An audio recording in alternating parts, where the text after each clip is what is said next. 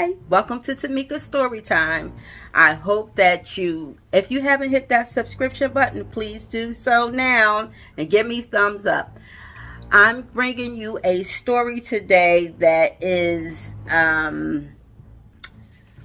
based on another tragedy, a preventable tragedy that could have been very much prevented as a catalyst for change. It's with a heavy heart that I bring this particular story of a 32-year-old, 7-month pregnant African American woman who was gunned down in front of her home after her baby shower on November 20th, 2021 at 8:30 p.m. in the city of Philadelphia. This woman was very excited to become a mother. This was a domestic nature woman by all accounts. So for her to want to be a mother was understandable. She was prepared to raise this child by herself due to the surrounding circumstances between her and the baby father. So this was something that was made clear and was understood. This young woman was given a baby shower by a close friend of hers at her home when she was 7 months pregnant. And just to give you a little backdrop on Jessica Covington, she was a very young, vivacious spirit. She was a very loving person who wanted to help others. She obtained her business degree and she started her own business, her own online business, so that she could help other potential entrepreneurs to become independent business people. So she was looking forward to actually getting that business off the ground. And just as she was looking for so much prosperity to come in her life with the new baby, the new business, the new home, she just purchased her first home. So it was due the course of the year that she realized that the street light on her block in the front of her home, at the corner of her block, which her home was located at the end of the block that she lived on, and this street light was out, and she complained several times. She made several complaints to the city to have that rectified. Unfortunately, to no avail. It wasn't replaced until after her tragic death. Okay, which is sad to say.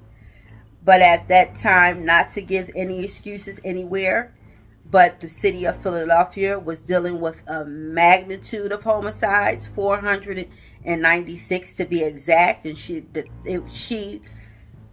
was that 496 homicide that year, and it was at a 13% higher rate than the year before.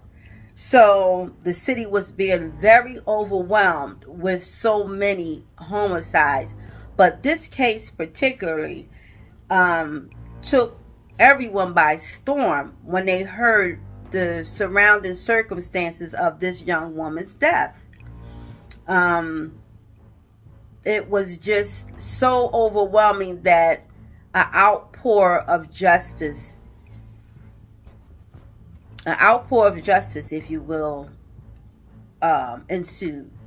So much so that a $50,000 reward for arrest and conviction was placed into the situation over her case. And yeah, so it was very, very emotional for the city itself to hear about such a tragedy. And Jessica mother had to witness this. So I'm going to give you the backdrop of this particular night as best as I can from what I've read in the files and what I've understood to be the case. And this particular case, she was coming home from her baby shower. She made it home from her baby shower with her mother, and her mother is disabled. And she got her mother up the steps, up their front door into their home. And while she put her mother into the home, Jessica, at 7 months pregnant, by herself, went into the cover of darkness, okay, to go to her car to get the gifts from her baby shower just hours before, and take each gift from the car into the house. When she went to the car into the darkness, her mother heard the gunshots. She heard 4 gunshots immediately, pow, pow, pow, pow. Okay? And then 7 more followed. As a mother, she ran to that door to see if her daughter was okay, only to discover her daughter was not okay. From the little bit of light that shined from the interior of the vehicle, the mother was able to see her daughter lying on the ground in her own blood. Okay? So this is very much an active case, a very open case. And if anyone knows anything, if anyone heard anything, I encourage you to call 215-686-TIPS. This is Philadelphia Detectives, and they will be obliged to take whatever you have to give. And so back to this particular case. This Jessica Covington was like I said, by all accounts, she was a sweet, loving person and looked forward, was very excited about being a mother and taking care of her child. The father was at the baby shower. However, he left early. He has been picked up, but is under other circumstances. It has nothing to do with this particular case. So it's more questions than answers at this point of what happened and why this happened to her. This was a methodical, targeted attack. From who? That remains to be the question. Who would do this to this young woman? And my prayers go out to her family and to her friends and all who know her, love her, and support her. My condolence, truly and deeply. We have to do better. We have to do better as human beings. We have to do better on so many levels, because when you don't know who you take. When I heard this situation, whenever I hear of a woman being taken down and because she wants the baby, she wants to have this baby, I just think of all the great people who come before us, who paved the way. You got Malcolm X, you got Martin Luther King, you got Huey P. Newton, you got Bobby Seale, you got Fred Hamilton. You have all these men who came before us, black young men who came powerful leaders. You got Tupac Shakur, whose spirit we all love and we embrace in one way or another. I don't care who you are. You want to know a Tupac Shakur song. I don't care where you come from. You want to embrace something from Tupac, because you can grow. Everybody can take something from him. So much so he's being taught in colleges. There's not too many rappers. They always say who's the greatest rapper. Well, what rapper is being taught about in college? You can't name too many. Okay, but you can name him Tupac. Okay, but I'm not going. We not. I'm not going to dwell on Tupac by overshadowing what happened to Jessica Covington. But I'm bringing a point here, and I just say work with me, stick with me a little bit, and bear with me while I go in for my tea and super greens with super greens. I encourage everyone to get your powdered greens. If you don't like to eat vegetables, by all means, take your greens. Rather you take it in your coffee or your tea. I like to take mine in my tea. Whole body cleanse for the mind, body, and soul. Gives you is a very good detoxer, if you will. Back at the subject at hand, Jessica Covington her life was cut short. Her baby life was cut short. It was no help or no fixing that. She was shot 9 times in her abdomen, 2 times in her head. She did not make it, could not make it. The person who did this did not want her to survive or the baby, and they made sure of it. It's sad. Oh, excuse me. It's very sad. It's disturbing. I don't like to hear these situations. I don't like to see these situations. But when I do see these situations, it's heart-wrenching. It's heart-wrenching on every level. And it takes me back to the case that I told you back in a couple videos back. LaToya Figueroa. There's so many LaToya Figueroas, and this case particularly rung strong in that sense. Unfortunately for LaToya Figueroa, her situation, her corporate who was responsible for taking her life was caught, picked up. Unfortunately for Jessica Covington, this remains an open case, and it has not been resolved. And that $50,000 reward is still there because there is nobody that they picked up for this case. So, if you know anything, I encourage you again, 215-686-TIPS, TIPS, TIPS. Call that number, give what you have, they will work with you. But on a personal note that's dealing with this, but also dealing with so many other things, I say we need to do better as a human race, as an African American race, because we tend to disrespect and disregard each other's lives as if we don't matter. And there's so many people that has fought, lived, and died to prove that we do matter. And it still continues on today. The fight, the stretch, the verbal, the beating,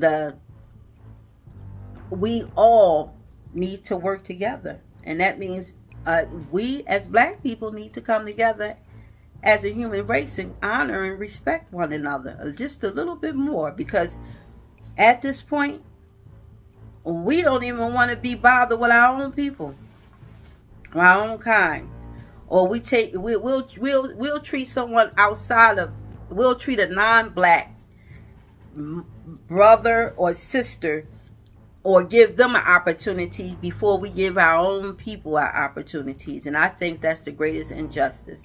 I think that you have to start with home first. Yes, you're supposed to help all people.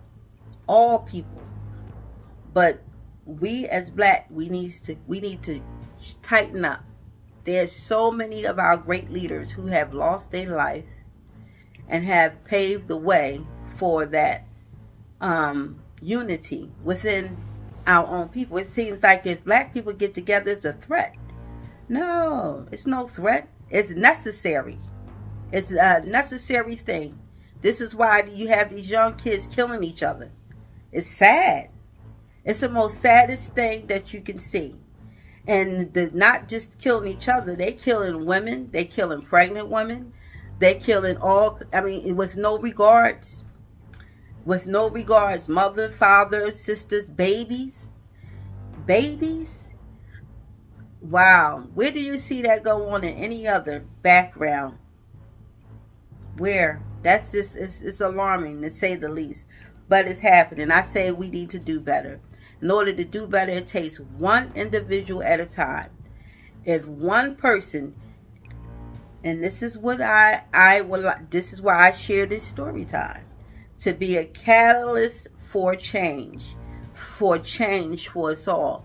And I think everybody wants to see this change. I think everybody's so exhausted. I hear so many people ask me, black, white, especially when it's coming from a non-black, and they ask them, what's going on? Why are they killing each other? Why the young black kids, young men killing each other like that? I feel like, excuse me, but that's what I feel like. Leaving the room. I feel like leaving the room. Because I'm like, I'm really at a loss. I'm really confused on the subject. And I'm trying to say, well, it comes from where? It comes from the lack of. The lack of what?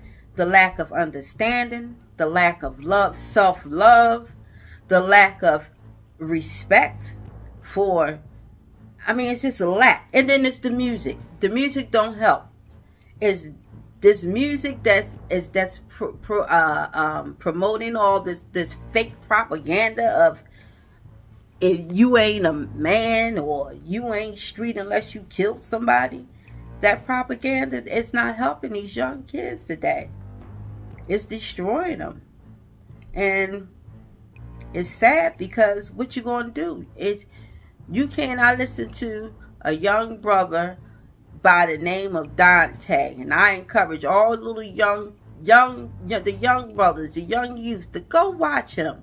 He's very informative. He's very educational and on street.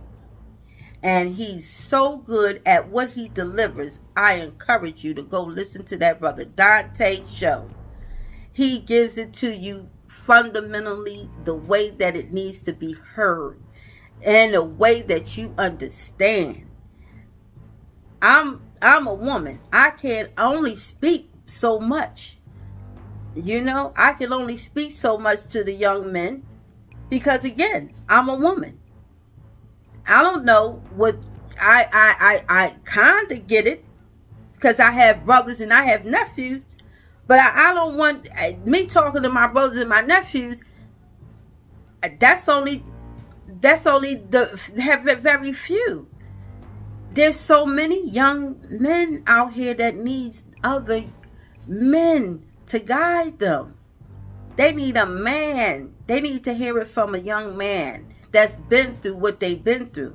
I can talk till I'm blue in my face, but I understand that. But I love these young brothers. I just want to let you know, I have nothing but love for you, baby.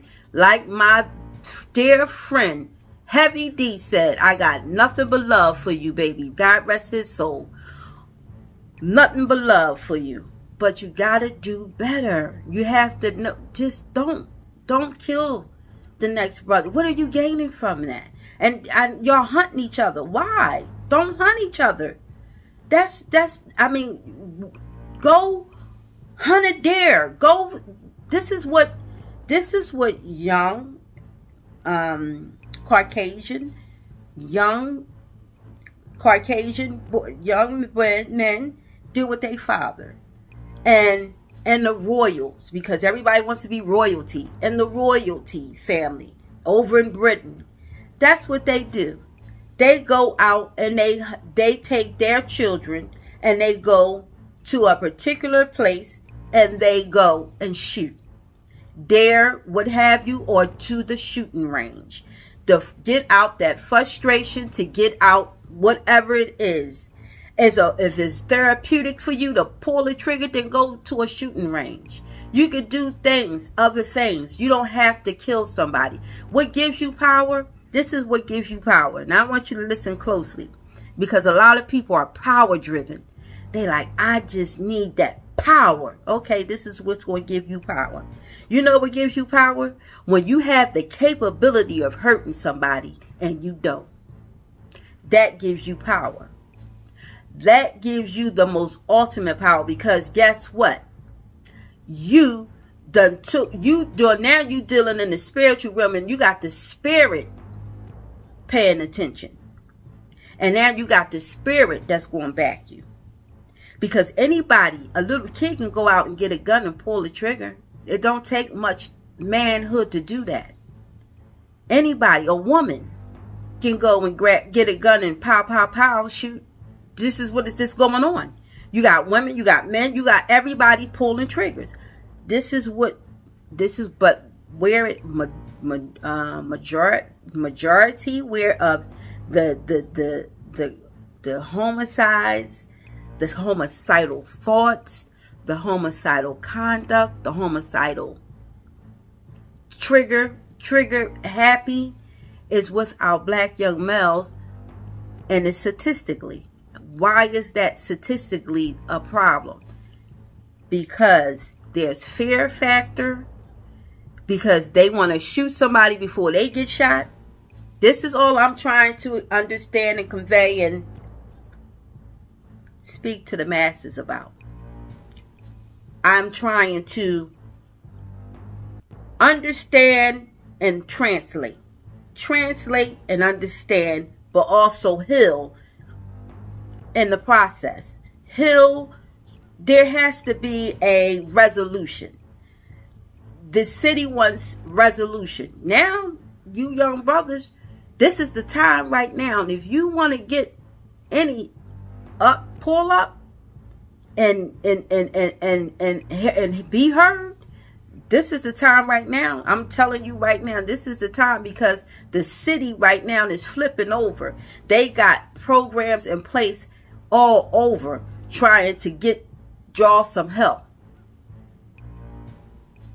The young people, I'm telling you, trust me when I tell you, there is programs right now being implemented today for you young soldiers out on the street. So if you want to get off the streets, you seek out those programs.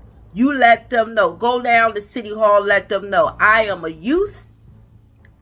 I don't want to hurt nobody, but I'm in need. And you express what your needs are. They will help you. They will help assist you and guide you through that process, because you took the first step. But they're not going to tell you that. But this is why I'm sharing this with you. Listen to your girl. I'm not going to steer you wrong. I'm steering you strong. I'm giving you something that I know for certain and for sure. You have to do it. Because if you don't, they also hooking up programs right now as we speak to take you down.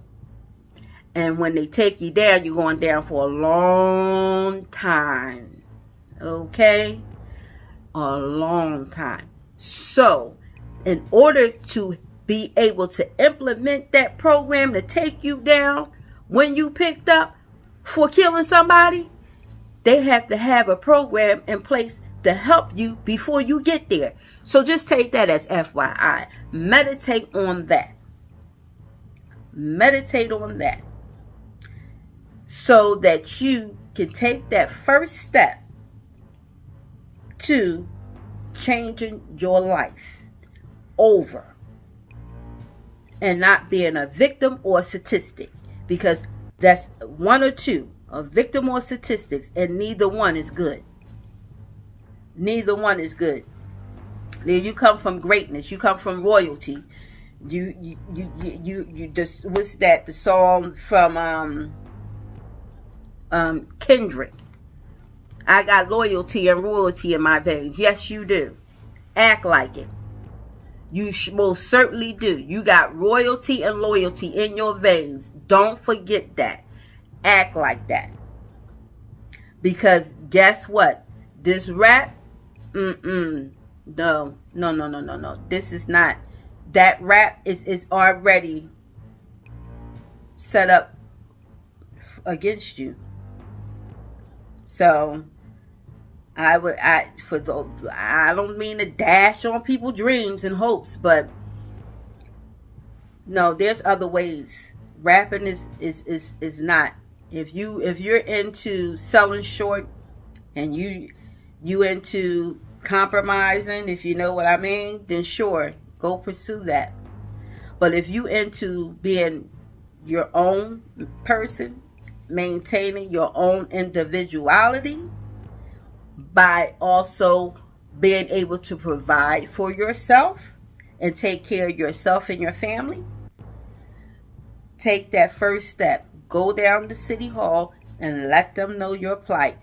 Fill out that paperwork and get that thing in rotation, because it's a new leaf that's being turned over, and you need to be informed so that you can get with the program, apply with the program, and allow the program to help you. Now, I say all that to say, I hope that this was a blessing to you, and my condolences go out to Jessica Covington's family and all who's associated with her. My condolences, my heart, my prayers go out to the recovery of this situation and also the closure of that situation. Again, if anyone knows anything about Jessica Covington's situation, please reach out to 215-686-TIPS, and they will be able to assist you. And I say, God bless. I hope that this was a blessing to you. Be a blessing to someone else so that I can continue to give you a blessing, rather to be in the next testimony story, if you will be based on karma. So stick in and you will not be disappointed. I hope that you take in the knowledge, but I hope you take in the wisdom. Wisdom comes from God. Knowledge comes from what's in the world. So I gave you a little bit of both. I pray that both has been inspiring to you, because you are inspiration to me, and I will continue to be an inspiration to you. Peace.